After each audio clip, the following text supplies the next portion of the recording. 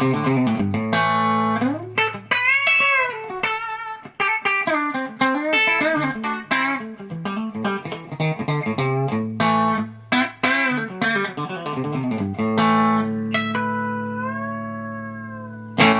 guys, welcome back. Today I'm going to show you some Telecaster licks that I've picked up over the years. What I want to show you is it's a pedal steel bend. The first pedal steel bend I ever learned was this right here. All that is it's in G, which is the first key I learned to play it in. You're just fretting the G right here, the G chord rather. The D and the G on the B and the E string, and you're fretting the A and you're bending the A to the B, which is the third of the chord. So it's be careful not to go past pitch because sometimes it will do that. And that's interchangeable. You can do that lick in any key. G, A, B, C, D, and even E. Anywhere. The way that I incorporate that is I like to incorporate it with what Lester Flatt coined back in the day called the G run. Everybody's heard it. We're all guilty of playing it. I like to tag that onto it, or in your A,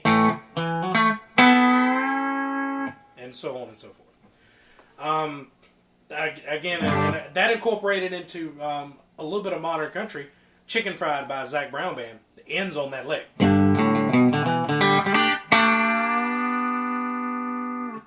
of like that. Another pedal steel bend I like to do is a variation of that one, but instead of bending up on the G, you're bending down on it. So, and I first learned to play this in B, which is still my favorite chord to hear this lick played in. Instead of going and playing off these two, play off these two. Same two notes, different string, different octave. And instead of bending up, you're bending down. So it would sound like this. Very tricky if you're not used to it, because it's a little bit of finger stretching, especially if you get down into the A position. See, it bent past pitch right there. I'm not used to playing it that low.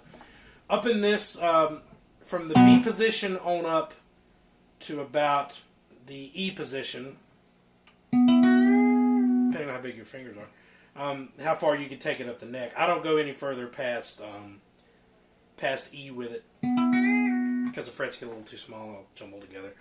But I like to do that in B. Yeah, it's flexible. You can depress the bend and pull it back up, whatever you want to do. In C. Love doing it in D. Love hearing that sound. Another one, excuse me, another one I like to do is bending behind the nut. A lot of people kind of lost on this because it's not very popular in today's music, but I like doing the... You could do an A chord with just the A, the B, and the E string. And you bend, you push down on the B string behind the nut until you bring up to the pitch you want. You're doing harmonics. Or if you want the real steel sound, I found 5th fret harmonics are the best for an authentic pedal steel sound. Oh, excuse me. Right there. You can also use this lick coming into an A chord, and you can do it dropping down into an E chord, because simply by pressing the bend up, it goes into the A chord, And while it's pressed down, if your progression goes from the 1 to the 5 and you're in A, it would go to the E. So depress the bend will bring it back down into an E, and here's what I mean.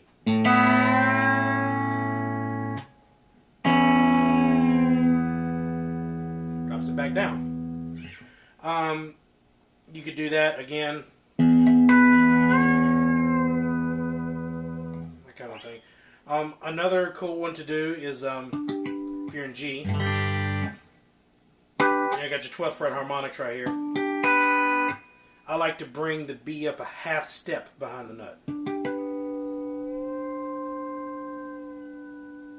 And what that does is, like, if you're going from a progression, if the progression is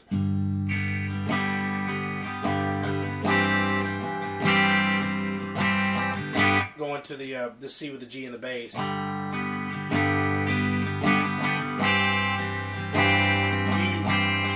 you use that riff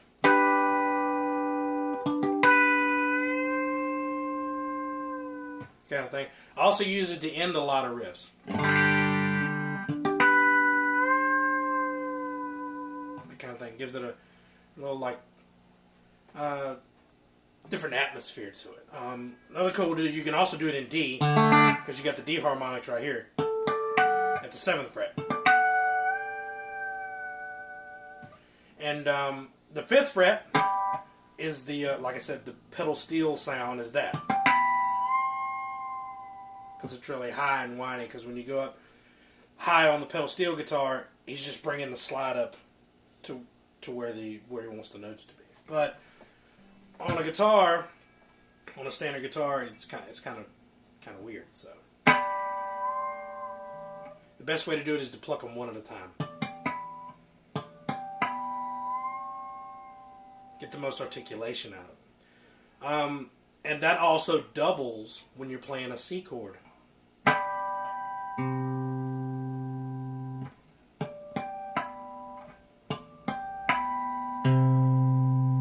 Let it ring over a C chord. That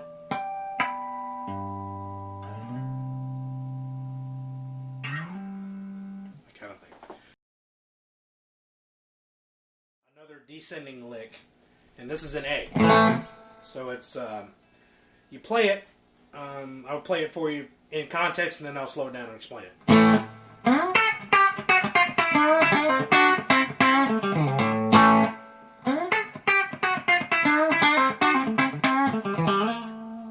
No charge for mistakes. That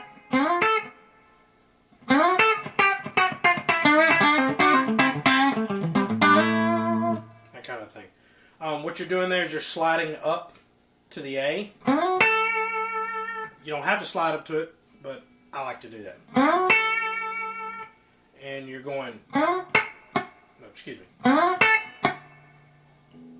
Pop with your middle finger, and then pick the muted string, which I'm muting with my middle finger.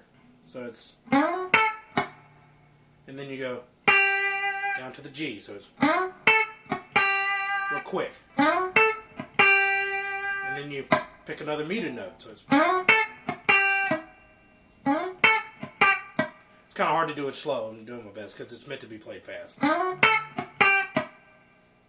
And then you go chromatically from F sharp, F, E.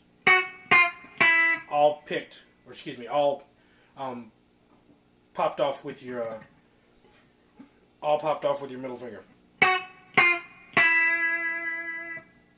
So it's. Now you can also put the muted notes in there and infirm. If you want to do, like, that's how it's called a chicken. That's why it's called chicken picking. So it sounds like a chicken.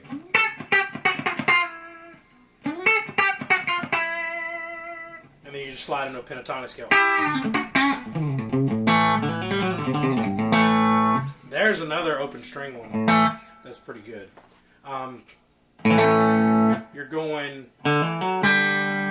to the open G, so you're hammering on from the open D to an E and an F sharp, and then you're pulling off with your middle finger. So, and then you walk walk it back down. So it's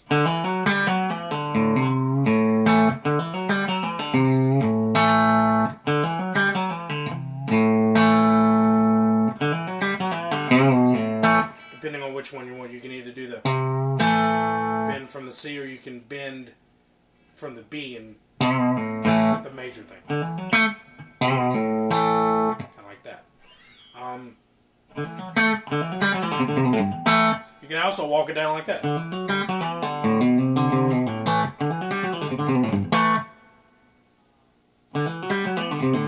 So it's, then you go C, and then you open D, and then C, B, open A, and then the pickup on the G. Bend the G down. No charge. And then just pop, give the meat on it. The A right there.